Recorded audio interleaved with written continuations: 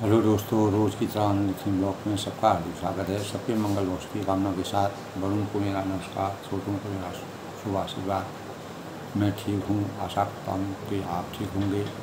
दोस्तों, आज के ज्येष्ठ मास के सूक्ष्म पंचांग आज दोस्तों 6 जून 2024 ज्येष्ठ मास के कृष्ण पक्ष की अमावस्या तिथि और दिन गुरुवार। अमावस्या तिथि दोस्तों आज गुरुवार 6:08 तक रहेगी। आज ही 10:10 तक द्वितीय योग का संयोग रहेगा और 8:17 से रोहिणी नक्षत्र की शुरुआत हो जाएगी। आज के शुभ मुहूर्त की बात करें तो अभिजीत मुहूर्त दोस्तों 11:56 से 12:44 तक। आज का राहु काल 2:03 से 3:47 तक। इस दौरान किसी भी प्रकार के शुभ कार्य करने से परहेज करना चाहिए। आज सूर्योदय दोस्तों 5:44 पर होगा और सूर्यास्त जो है 7:06।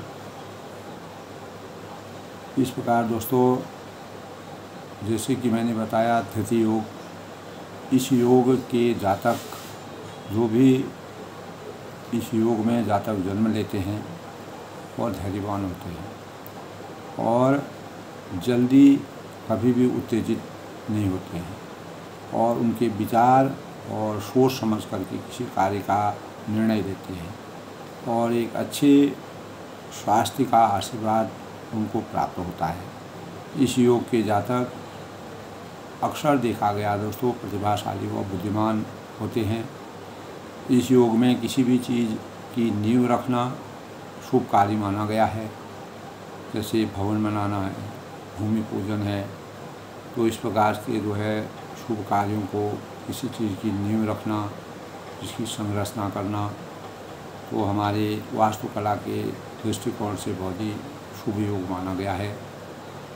इस योग में दोस्तों भगवान गणेश जी की पूजा का विधान है और वैसे भी किसी कार्य को करने से पहले सबसे पहले गणेश देवता का पूजन होता है। गुरुवार के बारे में दोस्तों रोज़ अपने ब्लॉग के माध्यम से मैं शुभ विचारों को जितना मेरी जानकारी में रहता है मैं सबको बताता हूँ। गुरुवार की प्रकृति दोस्तों क्षिप्र है और यह दिन ब्रह्मा और बृहस्पति देव को समर्पित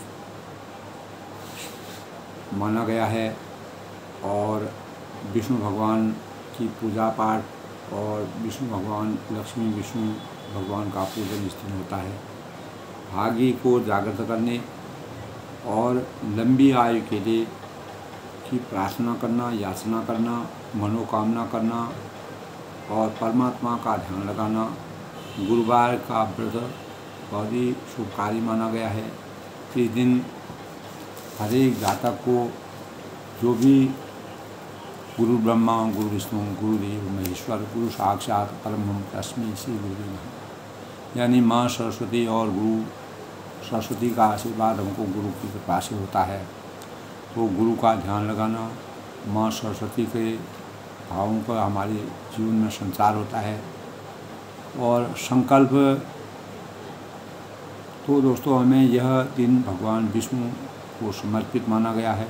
इस दिन पूजा आध्यात्मिक पूजा करने से आध्यात्मिक उन्नति, धन समृद्धि की प्राप्ति का द्योतक माना गया है। गुरुवार की दिशा ईशान होती है और ईशान दिशा में दोस्तों सभी को मालूम है कि भगवान का वास होता है। भगवान उनका स्थान ईशान दिशा मानी गई है। हमारे धार्मिक व मंगल कार्यों से लाभकारी यह दिन सर्वश्रेष्ठ माना गया है और विष्णु भगवान बृहस्पति देव को समर्पित गुरुवार का संबंध विज्ञान है, ग्रह है, पूजा है, व्रत है, मांगलिक कार्य है, कुंडली और भाग्य, दिशाशूल, काल आदि से जुड़ा हुआ यह दिन बहुत ही शुभ कार्य माना गया है।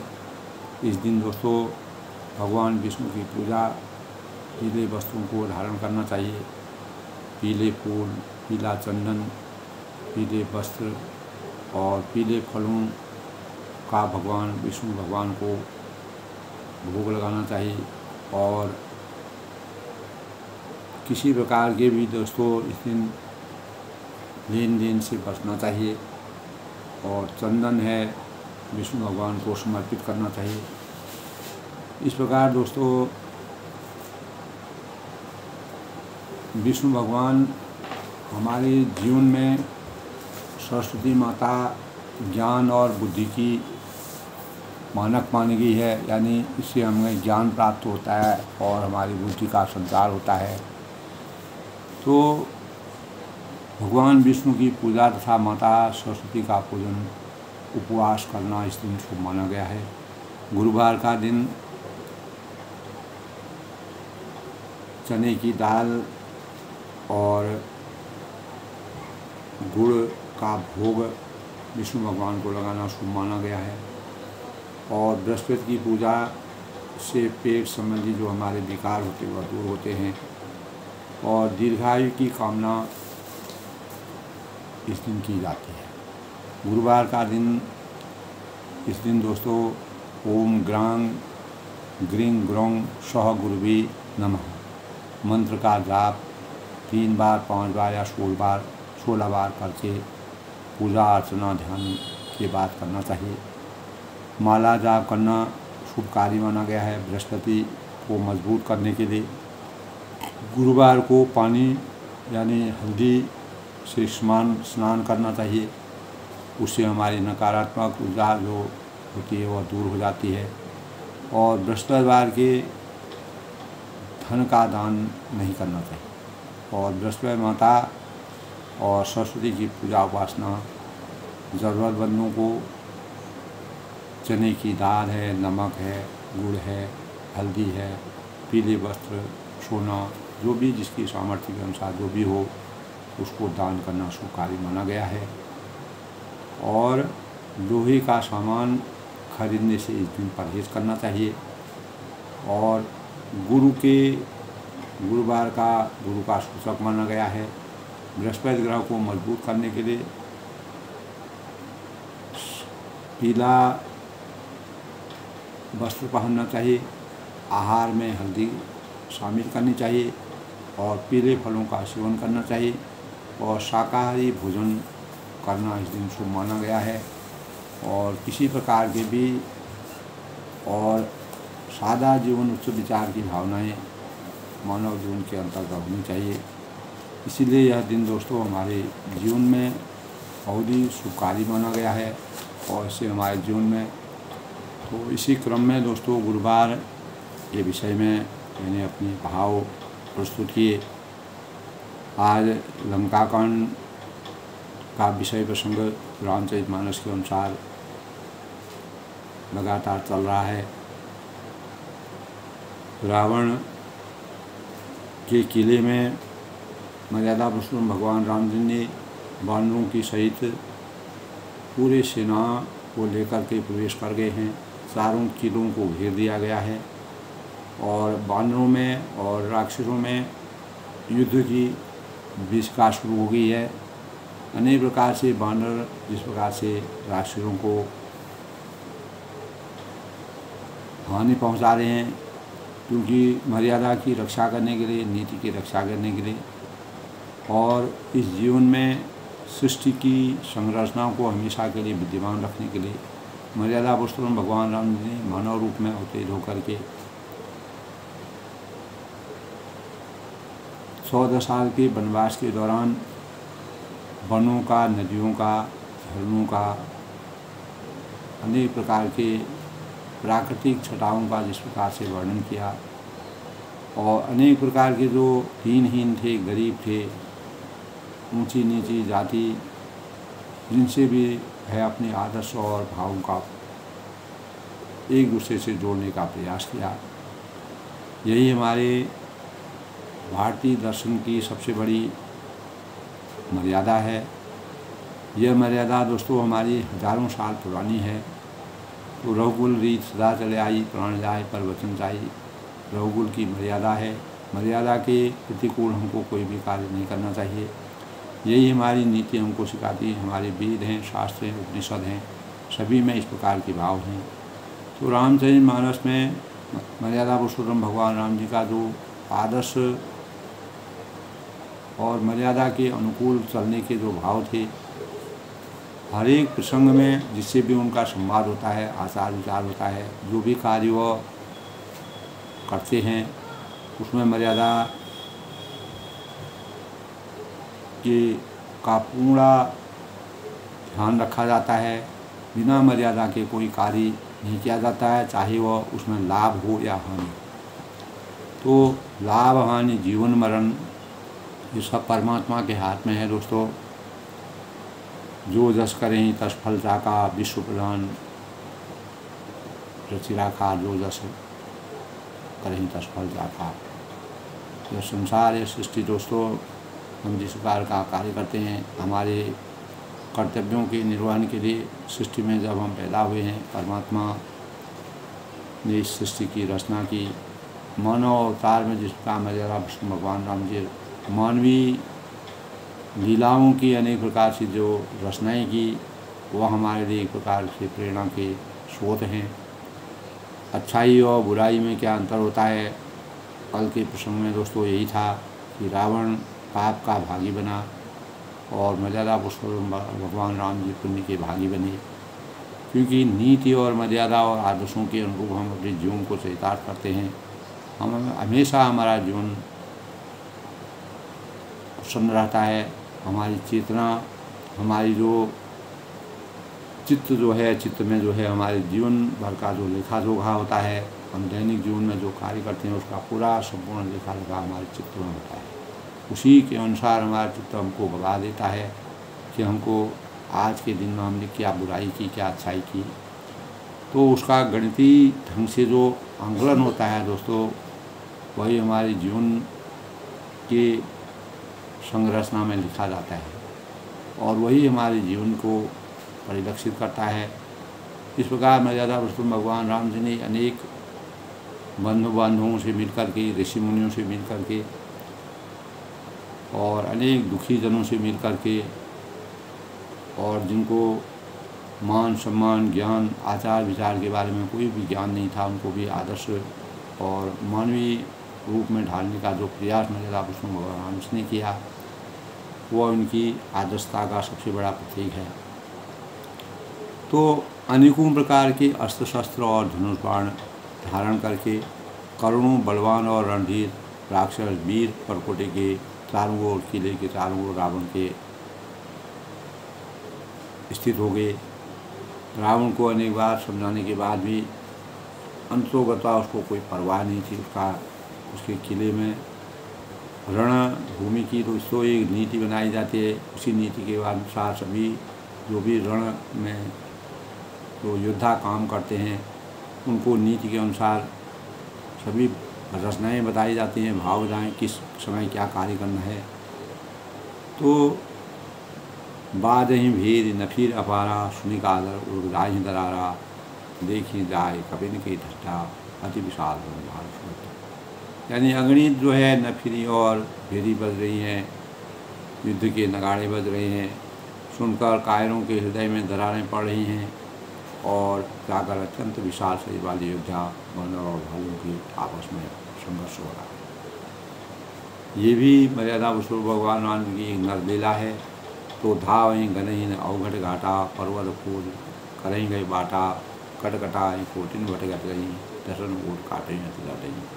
यानी मर्यादा पुरुषोत्तम भगवान राम जी के आशीर्वाद से जो बानरों को शक्ति प्रदान हुई, उस शक्ति का तुलसीदास जी ने बड़े ही मार्मिक ढंग से वर्णन किया है। करोड़ों योद्धा कटकटाते और गड़गड़ाते हुए, जैसे युद्ध की जब भगवान श्री कृष्ण ने अर्जुन को युद्ध में किसी प्रकार के जोखिम को लेने के लिए युद्ध में साक्षी बन करके जिस प्रकार से युद्ध करने के लिए तत्पर रहना चाहिए, जिससे अधर्म की हानि हो और धर्म का उत्थान हो, उसके लिए जो है हमको सही भाव से युद्ध को करना पड़ता है। क्योंकि सृष्टि की रचना के लिए जो अनैतिक हैं, जो असुर हैं, जो अधर्म का काम करते हैं, नीति के विरुद्ध काम करते हैं, गलत कार्य करते हैं, उनको परमात्मा हमेशा दंड देते हैं। किसी न किसी स्वरूप में उनको दंड मिलता है। भले ही देर होती है लेकिन अंधेर नहीं होता है। तो परमात्मा के घर दोस्तों अनेक प्रकार की परीक्षाएं होती हैं। उन परीक्षाओं में हमको कैसे आगे उभर कर लाना चाहिए। हमारी परीक्षाओं में हमें कभी अपार महत्वाकांक्षाई की चीज़ें मिल जाती हैं, हम प्रसन्न हो जाते हैं, लेकिन वह क्षणिक होती हैं। इसलिए हमें अपने कार्यों को प्रासंगिक करने के लिए, मानवीयता के भावों को सुचारू रूप से करने के लिए, अपने जीवन को चरितार्थ करने के लिए कार्यों की गति को निष्पक्ष ढंग से आगे बढ़ाना चाहिए। यही मर्यादा पुरुषोत्तम भगवान राम जी आदर्श हमारे सामने रखे हैं। तो उत रावण इत राम दोहाई, जयत जयत जय परी लड़ाई लगाई, निश्चितर शिखर समोह ढहा वहीं, पूज धरई कभी फिर लगाई। युद्ध की विभीषिका का वर्णन है दोस्तों। उधर रावण और इधर श्री राम जी की दुहाई की बोली हो रही है, जय जय जय की ध्वनि चारों तरफ हो रही है। राक्षस पहाड़ों के ढेर ढेर से शिखरों को फेंकते हैं और बानर कूद कर उन्हें पकड़ लेते हैं और वापस उन्हीं को चलाते हैं, उन्हीं के ऊपर उल्टा प्रहार करते हैं। और प्रचंड बानर और भालू पर्वतों के टुकड़े से लेकर किले पर डालते हैं और छटपटाते हैं। राक्षसों के पैर पकड़कर उन्हें पृथ्वी पर पड़ा कर एक दूसरे के ऊपर प्रहार करते हैं और एक दूसरे को ललकारते हैं। तो दोस्तों युद्ध भूमि में जो है अपनी अपनी मर्यादा के भाव संचित होते हैं। जिस प्रकार से राजा अपनी प्रजा को जिस अनुसार से निर्देश देता है, उसी अनुसार से युद्ध को किया जाता है। और इस प्रकार दोस्तों रावण के किले में जब मर्यादा पुरुषोत्तम भगवान राम ने पूरी सेना को जमा कर दिया, बानरों ने वहाँ उत्पात मचा दिया और जहाँ तहाँ महलों में घुसकर श्री राम जी का वह यश गान गाने लगे। तो रावण को एक प्रकार से मृत्यु से पहले एहसास करना था कि अत्याचार, अधर्म, अनीति, अहंकार और घमंड का क्या प्रायश्चित तुमको अपने जीवन में करना पड़ेगा। तो अनेक प्रकार के इस प्रकार के भावों से मर्यादा पुरुषोत्तम भगवान रामचंद्र जी मृत्यु से पहले रावण को कितने प्रकार के भावों से उसको जगाने का प्रयास किया, लेकिन रावण अज्ञान रूपी अंधकार और वैर भाव से मर्यादा पुरुषोत्तम भगवान राम के हाथ से उसकी मौत चाहता था। एक एक निश्चर गई पुण्य कभी गली पर आई, ऊपर आप हेठ भटाओ गिरई धरे पर। तो कल के प्रसंग में है, एक एक निश्चर गई पुण्य कभी चले पर आए, ऊपर आप हेठ भटाओ गिरई धरे। यानी फिर एक एक राक्षस को पकड़ कर वे बानर भाग चले। सभी ने पकड़ लिया। जब उनके ऊपर बानर हावी हो गए, मर्यादा पुरुषोत्तम भगवान राम जी की कृपा थी। ऊपर आप और नीचे राक्षस योद्धा इस प्रकार से किले पर धरती पर आ गए थे।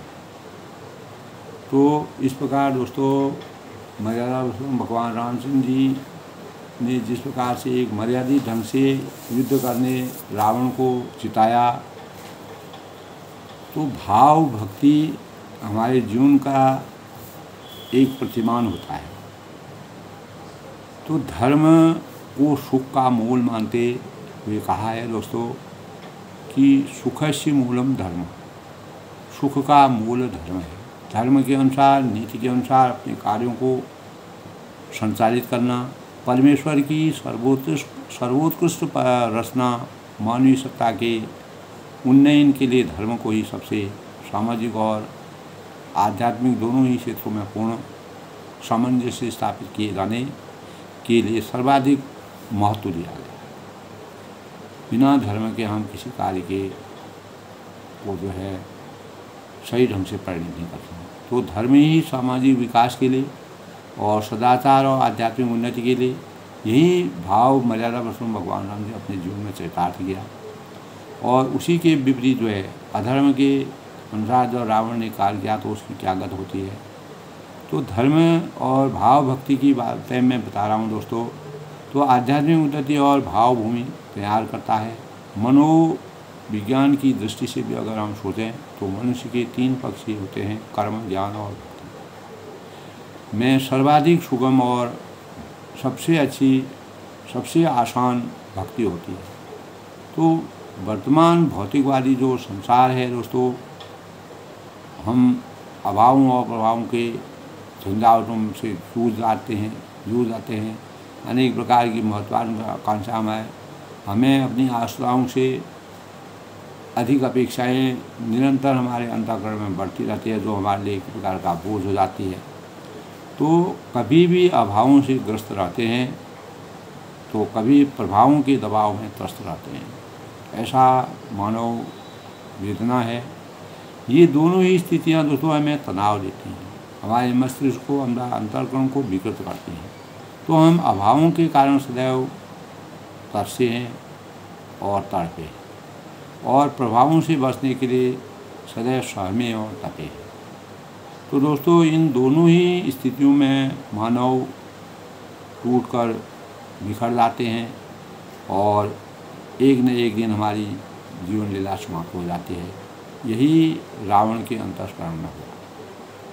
तो अभावों और प्रभावों से घिरे रहना हमारी व्यवस्था है, क्योंकि हम इनकी उपस्थिति के कारण भाव का अनुभव ही नहीं कर पाते। भावों का अनुभव, अपने सही भावों का अनुभव हम नहीं कर सकते। तो भावों में रहने का, अभावों का अनुभव ही नहीं हो पाता है और नहीं प्रभावों की कोई भय रहता है। तो दोस्तों भाव ही आध्यात्म पथ का पहला पत्थर है। मर्यादा पुरुषोत्तम भगवान राम जी मानव चेतना को जगाने के लिए मानवीय रूप में अवतरित होकर के अनेक प्रकार के इस प्रकार की जीवंत लीलाएँ की, मानवीय लीलाएँ की, मानव लीलाएँ की, नर लीला की। तो भावों के अभाव में रावण जो है वह, उसके भाव ही नहीं थे। भक्ति इसीलिए उसकी संभव नहीं हो पाई। उसने भक्ति के से ही दोस्तों, भक्ति के सौजन्य से ही इतना बड़ा बलशाली वह बना। शिव जी का उस पर आशीर्वाद था, लेकिन उसने उसका दुरुपयोग किया। तो भक्ति भाव के माध्यम से भगवान के साथ अपना जो रागात्मक अनुराग हम स्थापित कर सकते हैं, जो भाव हम जोड़ सकते हैं। तो मर्यादा पुरुषोत्तम भगवान ने रावण के लिए अनेक बार इस प्रकार के प्रयास किए, लेकिन रावण जो है अज्ञान रूपी अंधकार और नीति जानता था, धर्म जानता था, लेकिन उसको करना नहीं चाहता था। तो प्रभु परमात्मा का कहना है कि समस्त कर्म करो, लेकिन बिना फल की आकांक्षा की। तो गीता में एक स्थान पर भगवान श्री कृष्ण ने भी कहा है दोस्तों कि जो मेरा आश्रय लेता है उसका मैं कभी त्याग नहीं करता हूँ। यही मर्यादा पुरुषोत्तम भगवान राम ने का भी था, जो परमात्मा के आश्रय में आया। रावण को मंदोदरी ने समझाया, हनुमान जी ने समझाया, अंगद जी ने समझाया, विभीषण ने भी समझाया, अनेकों योद्धाओं ने समझाया, लेकिन रावण का ज्ञान नहीं खुला। उसने कभी भी मर्यादा पुरुषोत्तम भगवान के रामचंद्र के शरण में आने की कोशिश नहीं की, क्योंकि उसने इस प्रकार का अत्याचार और गलत कार्य किया था जिससे वह खुद ही शर्मिंदा हो गया। उसी शर्मिंदा के कारण जब अंगद ने अपने पैरों को उठाने की बात कही तो रावण उनके पैरों में झुकने लगा, उसका अज्ञान वहीं पर दिखा गया। तो यह कथन शरणागत की रक्षा करने की चिरंतन वचनबद्धता को स्पष्ट करता है दोस्तों। और तुलसीदास जी ने दोस्तों इसी तथ्य को उजागर करते हुए ये जगह कहा है कि जिस प्रकार अपार जल राशि में मछली भयहीन, चिंता रहित और सुखी हो जाती है, जब खूब जल मिलता है खूब समुद्र में, तो उसमें मछली बहुत मस्त रहती है। उसी प्रकार भगवान के शरण में अगर रावण आ जाता, प्रभु के शरण में जो भी गई उनको मोक्ष की प्राप्ति हुई। और निश्चित ही दोस्तों निर्णय और वह हमेशा आनंदित हुए, परम शक्ति को प्राप्त हुए। विभीषण को भी मर्यादा पुरुषोत्तम भगवान राम ने उनका राज तिलक कराया। तो वस्तुतः दोस्तों देखा गया है कि भाव, भक्ति और मुक्ति अन्योन्याश्रित है। तो अगर रावण मर्यादा पुरुषोत्तम भगवान राम जी का के शरण में आ जाता और मंदोदरी अपने को अगर वह सद्गुणी बना लेता तो उसको अपने जीवन में इस प्रकार से उसका अंत नहीं होता। तो राम प्रताप प्रबल कपि जो था मर्दही निश्चर सुबल बल। अंतलोकता मर्यादा भगवान राम जी के लिए मानवीय लीला और नर लीला करने के पश्चात जब उन्होंने रावण को किसी प्रकार से भी मार्ग में न आते हुए देखा, मर्यादा की नीति के अनुसार चलने के लिए उसको प्रतिकूल समझा, तब राम प्रताप प्रबल कवि जो था श्री राम जी के प्रताप से प्रबल बानरों ने झुंड राक्षस योद्धाओं के समूह योद्धाओं को समस्त जो है मशाल एक दूसरे को उन्होंने मसल दिया, कुचल दिया और चढ़े दुर्ग को जहाँ तहाँ बानर फिर जहाँ तहाँ किले के चारों ओर चढ़ गए। और प्रताप जय रघुवीर प्रताप दिवाकर, और कोई भी योद्धा होते हैं, जो सैनिक होता है अपने देश की रक्षा के लिए इस प्रकार से समर्पित रहता है, घर बार छोड़ करके अपने शरीर का बलिदान देने को तैयार रहता है। उसी प्रकार रणभूमि में मर्यादा पुरुषोत्तम भगवान राम के जो योद्धा थे उन्होंने समर्पण भाव से, भक्ति भाव से, पूर्ण समर्पण भाव से रावण के ऊपर चढ़ाई की। चले निशाचर निगर पर आई, प्रबल पवन में छोड़ा। राशुओं के झुंड वैसे ही भाग चले गए। भगवान राम जी के प्रताप को देख करके और जोर की हवा चलने लगी और बालों के समूह के दर होने लगे। हाहाकार भयंकर भारी, लंका नगरी में बड़ा भारी हाहाकार मच गया। ऐसे भाव हो गए कि रो वही बालक अतुल नारी, बालक है, स्त्रियाँ हैं, रोगी है, असमर्था। तो दोस्तों, जिस राज्य में राजा जो है प्रजा के अनुकूल काम नहीं करता है, प्रजा की रक्षा नहीं करता है, प्रजा की सेवा नहीं करता है, प्रजा को भाव नहीं देता है, तो उस राज्य की प्रजा परेशान होती है।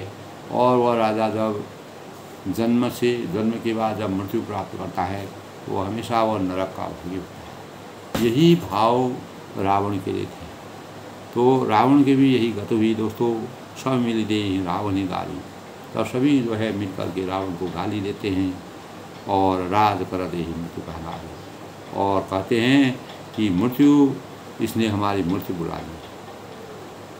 यानी जो कहते हैं कि एकदम से इन्होंने मतलब हमारी मृत्यु को आमंत्रण दे दिया और निज दल विचल सुनी ते काना। और सभी लोग जो है रावण के जब अपनी सीमा का विस्तृत होला और उनका चिता बेता होना देखा तो फिर सुबह लंकेश जाना, और तब भागते हुए राजधानी को लौटाकर वह क्रोधित होकर स्वाभाविक है दोस्तों, अपनी जान की, अपने जीवन की रक्षा करना प्रत्येक का कर्तव्य है। लेकिन रावण ने इस प्रकार का अभिशाप कर दिया था, इस प्रकार का भाव रख के अनेकों बात को समझाने पर भी उसने उसको गंभीरता से सोचा नहीं, गंभीरता से विचारा नहीं। उसी तो दूरदृष्टि और पक्का इरादा, अगर हमारी दृष्टि दूरदृष्टि नहीं होगी, हम जीवन के अंत तक नहीं सोचेंगे इसका क्या परिणाम होगा, क्या मुझे भुगतना पड़ेगा, कैसे कैसे भावों से मुझे गुजरना पड़ेगा और मुझे किस किस की अवहेलना का पात्र बनना पड़ेगा, ये रावण ने नहीं सोचा था। जो रण विमुख सुना में काना, सो में हतब कराल कृपाना, सुबह सर्व सुखाय भोग करिनाना, समर भूमि भई बल्लभ पाना। तब रावण का रण विमुख सुना में काना, मैं जिसे रण से पीठ देकर भागा हुआ और अपने कानों सुनूंगा उसे स्वयं भयानक दुधारी तलवार से। सबको वह चेतावनी देता है कि जो भागेगा और जिसको मैं देखूंगा कि वह रणभूमि में पीछे गया है, और इतना ऐसे भावों को कहता है। और वह कहता है कि मरो, करो या मरो, जैसे है अपने प्राण दे दो लेकिन लड़ते रहो। तो मेरा सब कुछ खाया, भांज भांज के भोग किए, और सब रणभूमि में प्राण सबको प्यारे होते हैं। तो दोस्तों, निश्चित है अपयश का भागी केवल रावण होता है, क्योंकि अनीति वहीं से शुरू होती है। जो हमारा मुखिया होता है, राजा अगर प्रजा को दुखी करता है तो प्रजा के दुख सुख का सब भागी राजा होता है। तो राजा को विचारवान होना चाहिए, गुणशील होना चाहिए और ज्ञानवान होना चाहिए। और अपनी प्रजा का ध्यान रखना उसका कर्तव्य है। रावण ने ये सब चीज़ें उसने त्याग दी थी, उसने इन चीज़ों को ध्यान नहीं दिया। उग्र वचन सुनी सकल डरानी, चले क्रोध कर सुबह लाने। तब रावण ने उग्र क्रोधित होकर के कठोर वचन का सुनकर सब वीर डर गए, जो भी योद्धा थे वहाँ से डर गए और चले क्रोध कर सुबह लाना, और अपने लज्जित होकर क्रोध करके युद्ध से लौट चले। तो मारीची ने दोस्तों, मारीची ने जब सीता के हरण के समय रावण ने मारीची को निर्देश दिया था कि तुम जा कर के इस प्रकार का उसने छल रचा, माए रचना में रची कि तुम सोने का हिरण बनोगे, तो निश्चित ही जो है सीता जी को स्त्रियां जो हैं बहुत जल्दी किसी अच्छी चीज़ को देख करके लालाई हो जाती हैं। तो सीता जी जब देखेंगे, वास्तव में सीता जी ने जब सोने के मृगों को देखा तो मारी जो है अपना रूप परिवर्तन करना चाहता था, उसके अंदर एक शक्ति थी, मायावी शक्ति थी। तो रावण ने उसी की शक्ति का प्रयोग करके, और मारीची अपने मन से नहीं सोचता था कि परमात्मा को मैं इस बात से धोखा दूँ, ये कार्य मैं औरों के लिए करूँगा, लेकिन परमात्मा नहीं करना चाहता था। लेकिन रावण ने उसको बहुत ही परेशान किया, भयभीत किया और उसको मजबूर कर दिया। मजबूर करने के बाद जो है मारी ने यही समझा कि रावण के हाथ से मरने से मेरा कोई सुख नहीं होगा, मुझे अगला जन्म भी मेरा खराब हो जाएगा। इसलिए अगले जन्म को सही करने के लिए मारीच ने जो है रामचंद्र के हाथ से मरना उचित समझा, और उसने गलत कार्य करने के बावजूद भी मर्यादा पुरुषोत्तम भगवान रामचंद्र से मोक्ष की प्राप्ति की। और रावण ने जो है इसी का फायदा उठाते हुए और सोने का हिरण बन के जब माली को भेजा, तब सीता जी को उसने लक्ष्मण रेखा के बाहर आकर के सीता जी को उसने हरण किया। इसी अनुसार दोस्तों, जो योद्धा होते हैं उनकी मजबूरी है। जब राजा ही इस प्रकार का होगा, जो सर्वे सर्वा है वही, उसकी मति अगर कुमति में बस गई है, वही अगर अपनी मर्यादा से विमुख हो गया है, तो प्रजा जो है अंत में उसको गाली देती है, और वही राजा जो है नरक का भागी होता है। ये हमारी नीति कहती है, ये हमारे शास्त्र कहते हैं। तो दोस्तों, सन्मुख मरण वीर कै शोभा, तब जिन तजा प्राण कर शोभा। यानी मरते ही वीर, तब वह कहते हैं कि लौट चले, तब रण में सम्मुख युद्ध करते हुए वो मरने के लिए तैयार हो जाते हैं। और वह सोचते हैं कि तब उन्होंने प्राणों का लोभ छोड़ दिया। उन्होंने कहा कि रावण के हाथ से मरने से परमात्मा के हाथ से मरेंगे तो हमारा मोक्ष प्राप्त हो। तो बहुआ युद्ध घर सुबट स्वभाव, फिर प्रचार व्याकुल की भाल कभी परिग त्रिशूल। यानी जिस प्रकार से वानर और राक्षसों की लड़ाई हो रही है, तो उसी का वर्णन तुलसीदास ने यहाँ पर किया है। बहुआ युद्ध घर सुबट स्वभाव, बहुत से अस्त्र शस्त्र धारण किए और सब वीर लाला कर ललकार कर भिड़ते लगे, आपस में भिड़ते लगे। और उन्होंने परिधों और त्रिशूलों को मार मार कर सब रीछवानों को व्याकुल कर दिया। और उनकी मजबूरी थी, और रावण ने उनको निर्देश दिया था, भय आतुर कभी भागने लागे, हृदय उमा जीते ही आगे। शिव जी ऐसे अवसर पर शिव जी प्रकट हो जाते हैं, मर्यादा पुरुषोत्तम भगवान नंद का प्रताप देखने के लिए, उनके शौर्य को देखने के लिए। तब भय आतुर कभी भागने लागे। शिव जी कहते हैं कि बानर भयातुर होकर डर के मारे घबरा कर जो है भागने चले जाते हैं। यद्यपि उमा जीतम आगे, यद्यपि वही उमा आगे चलकर वही जीतेंगे, लेकिन जब तक मर्यादा पुरुषोत्तम भगवान राम जी का उनका आशीर्वाद प्राप्त नहीं होता है, तब तक उनको बल की शक्ति उनको प्रदान नहीं होती है, शक्ति का संतरण नहीं होता है। को कहाँ अंगत हनुमंता, कहाँ नील नल भुज बलवंता। और उनमें से अनेक सभी लोग कहते हैं कि हमारे जो बड़े बड़े योद्धा हैं, अंगद हैं, हनुमान हैं, वो कहाँ गए, और बलवान नल और नील और त्रिविध कहाँ गए, जिनकी हमको इसमें आवश्यकता है अपने दान की रक्षा करने के लिए। नित्य दल विकल सुना हनुमाना, पश्चिम द्वार रहा बलवाना। तब हनुमान जी ने जब अपने दल को भयभीत होते हुए देखा, तब पश्चिम द्वार महाबलवाना, उस समय बलवान पश्चिम द्वार पर थे और हनुमान जी पश्चिम द्वार पर मौजूद थे। मेघनाथ तन करे लड़ाई, वहाँ उनने मेघनाथ से युद्ध कर रहे थे, जो जिस प्रकार का था वो उस प्रकार से युद्ध कर रहा था। टूटन द्वार परम कठिनाई, वह द्वार टूटता न था, बड़ी भारी कठिनाई हो रही थी। अनेक प्रकार की इस प्रकार की किले मजबूत बने थे, किले के द्वार, तो उनको तोड़ना बड़ा कठिन था। पवन तनय मन भा अति क्रोधा, तब हनुमान जी के अंतःकरण में तो उनके तब पवन पुत्र हनुमान के मन में बड़ा भारी क्रोध उत्पन्न हुआ। तो तब दोस्तों जब क्रोध भय नहीं दिखाया जाएगा तब तक वो आगे नहीं बढ़ पाएंगे। तो गर्जऊँ प्रबल काल समझोधा, वे काल के समान योद्धा बड़े जोर से गरजे और कूदकर लंका के किले पर आ गए। पूरी लंका चढ़ गई बाबा आ गए और पकड़ लेकर मेघनाथ की ओर दौड़े। तब वह मेघनाथ की ओर दौड़े, अनेक प्रकार से अपने अपने बल का सफल प्रयोग किया। तो भंजऊँ रथ सारथी निपाता, ताहि हृदय मुँह मार सुलाता। दूसरे सूत विकल ही जाना, सदन घाल तुरत ग्रह आना। यानी रथ तोड़े डाले, भंजऊँ रथ सारथी निपाता, और साथियों को मार गिराया, और जो सारथी थे उनको मार गिराया।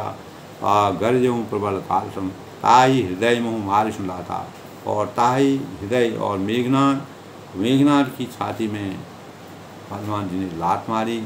और दूसरे सूत विकल तय जाना, दूसरा सारथी जो मेघनाथ को व्याकुल जानकर उसे रथ में डालकर तुरंत घर को चीता ले गए। हनुमान जी ने मेघनाथ को भी परास्त कर दिया। अंगद सुना पवन सुत, गढ़ पर गयऊँ अकेल, रण बागुरा बाल सुतौ तहीं चले। तब रामचंद्र की सेना में जिस प्रकार के योद्धा थे उनके बल का प्रयोग हो रहा है।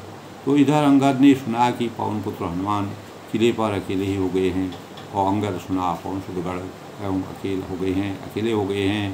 तो रण बागुरा बाल सुतौ, तो वे रण में बांके बालिशुर बानर की खेल की राह उछल कर किले पर चढ़ गए। उनको गुस्सा आया तो वह किले पर अंगद चढ़ गए। युद्ध विरुद्ध कुद्ध दो अंदर, राम प्रताप सुमि कर अंतर। तब युद्ध में शत्रुओं के विरुद्ध दोनों बानर क्रोधित हो गए, और क्रोध होकर के राम प्रताप सुमि कर अंतर, और हृदय में श्री राम जी का प्रताप स्मरण करने लगे। मेरा भगवान का राम स्मरण करने लगे। और रावण भवन चढ़े दो भाई, तब दौड़कर रावण के महल में वह दोनों लोग चढ़े, और कौशल राज करहीं कौशलाधीश दे आई, और श्री राम जी की वहाँ पर दुहाई करने लगे, उनकी जय जयकार बोलने लगे। तो कलश सहित गई भवन ढवावा, एक निशा तभी भई बाबा, नारी बंद कर पीटहीं छाती, अब दुई कभी छाती उत्पात। तब उन्होंने कलश सहित महल को पकड़कर ढा दिया। ऐसे वीर थे दोस्तों। इतना बड़ा लंका का जो महल था, जहाँ रावण का निवास था, पूरा लंका का उसको ढहा दिया। और देख निशाचर पति बाबा, यह देखकर राक्षस रावण डर गया, वो भयभीत हो गया। उसने कहा ये क्या हो गया। और राक्षस रावण जो है अकेला पड़ गया। सब स्त्रियाँ नारी वृंद कर पीटहीं छाती, सब स्त्रियाँ अपनी छाती पीटते हैं कि मतलब ये क्या अनर्थ हो गया, रावण ने क्या कर दिया। और अब दुही कभी आए उत्पाती, और कहने लगी कि अब की बार दो उत्पाती वानर एक साथ आ गए हैं, ये हमको अब नहीं जिंदा नहीं रखेंगे।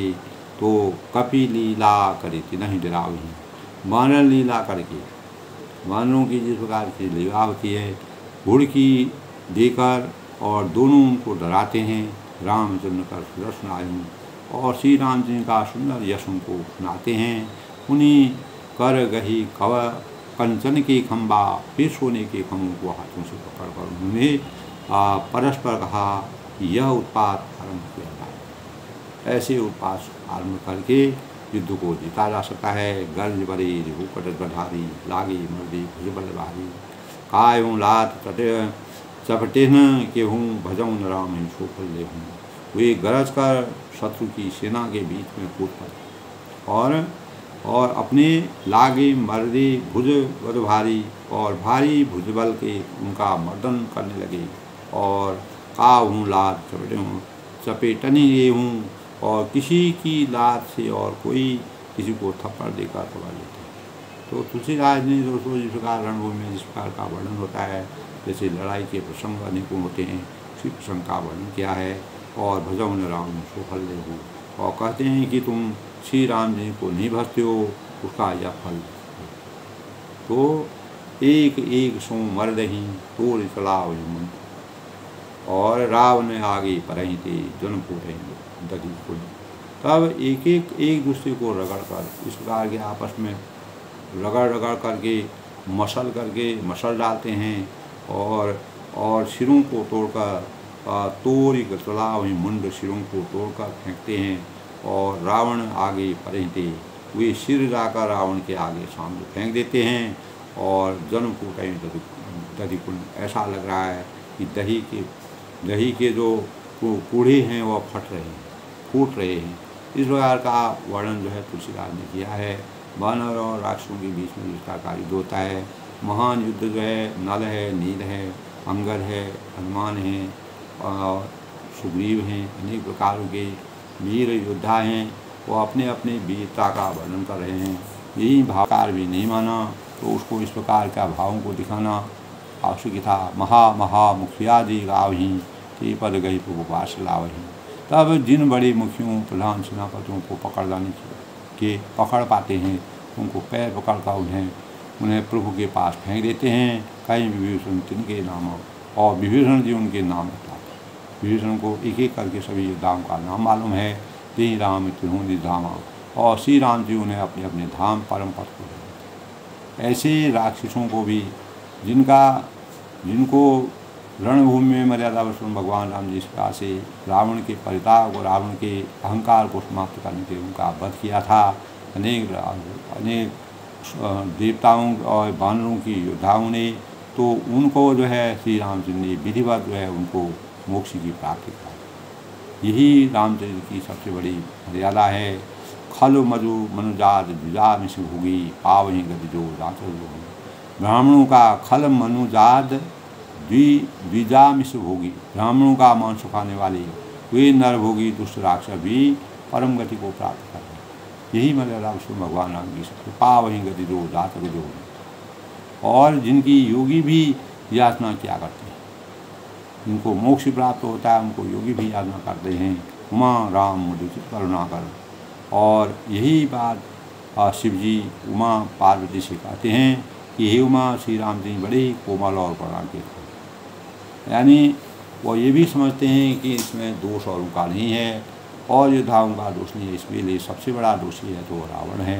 इसीलिए उन्होंने उनको मोक्ष की प्राप्ति कर दी। और बैर भाव मित्र मोहि निश्चर, वे सोचते हैं कि राक्षस मुझे बैर भाव से ही सही स्मरण को करते हैं। यानी मर्यादा पुरुषोत्तम भगवान का ये था कि अगर वो मुझे स्मरण भी करेंगे, बैर भाव भी अगर मुझे याद करेंगे तो वो भी मेरे लिए बहुत अच्छा है। तो देहि परम गति सो जियो जानी, अस कृपाल सो कहूँ। तो भगवान परमात्मा के रूप में दोस्तों जो भी मानव इस संसार में होता है, अगर वह और करे अपराध कोई और पाए कोई, अति विचित्र भगवंत गति खो जाने। तो परमात्मा की और करे अपराध कोई, अपराध रावण करता है, फल जो है उसके योद्धा भी पाते हैं, उसके जो वीर हैं, जो और लोग हैं, प्रजा है, वो भी दुखी हो रही है। तो तभी कहा है दोस्तों रामचरितमानस में, और करे अपराध कोई और पाए कोई, अति विचित्र भगवंत गति को जाने। तो मर्यादा पुरुषोत्तम भगवान राम जी की गति को, परमात्मा की गति को कोई नहीं जानता है। अपराध कोई करता है, उसका प्रायश्चित फल कोई भुगता है, उसका प्रायश्चित कोई और करता है। ये भगवान की नीति है, भगवान की का अवतार है। क्योंकि गेहूं के साथ जिसका घुन भी पी जाता है, उसी प्रकार अच्छे मानवों के साथ बुरे मानव भी परम गति को प्राप्त हो जाते हैं। तो देहि परम यानी उनको भी मौत हो जाती है। तो ऐसे भावों को सोच करके मर्यादा पुरुषोत्तम भगवान राम ने सबको मोक्ष की प्राप्ति की। देहि परम गति सो जिय जानी, अस कृपाल कहूँ भवानी। अस प्रभु सुनीता भजन पर त्यागी, नरम मति मंदिर परम भागी। ऐसा हृदय में जानकर, ऐसा विचार कर, ऐसा सोचकर वो इन्हें परम गति मोक्ष देते हैं। और हे भवानी, तब शिव जी पार्वती जी से कहते हैं कि कहो तो ऐसे कृपाल और दीन, जो दीनों की रक्षा करने वाले परमात्मा शिरोमणि रघुवंश के हैं, तो प्रभु का ऐसा स्वभाव सुनकर जो मनुष्य भ्रम त्याग कर उनका भजन नहीं करेगा, अर्ष प्रभु सुनि न भजन ब्रह्म त्यागी। ऐसी बातों को, इस प्रकार की संरचना को, इसे भावुक परमात्मा के विचारों को सुन करके जो अपने भ्रम को हमेशा के लिए त्यागने देगा, नर मति बंधते परम भागी, वह अत्यंत मंदबुद्धि और परम भागीहीन है। तो रावण को अनेक प्रकार से ज्ञान देने पर रावण को सब मालूम था, लेकिन वह वैरभाव से सुनना चाहता था। उस पर अनाचार, अत्याचार, अहंकार का भ्रम जाल उसके अंतःकरण में बैठ गया। तो जाको प्रभु जी दुख देते हैं ताकि मति पर जल देते हैं। तो अंगद अरो हनुमंत प्रवेशा हीन दुर्ग कहाँ उद्वेशा। श्री राम जी ने कहा कि अंगद और हनुमान किले में घुस गए हैं और दोनों वानर लंका में विध्वंस करके लंका दो कभी सो वहीं कैसे शोभा देते हैं, विध्वंस करते हुए शोभा दे रहे हैं।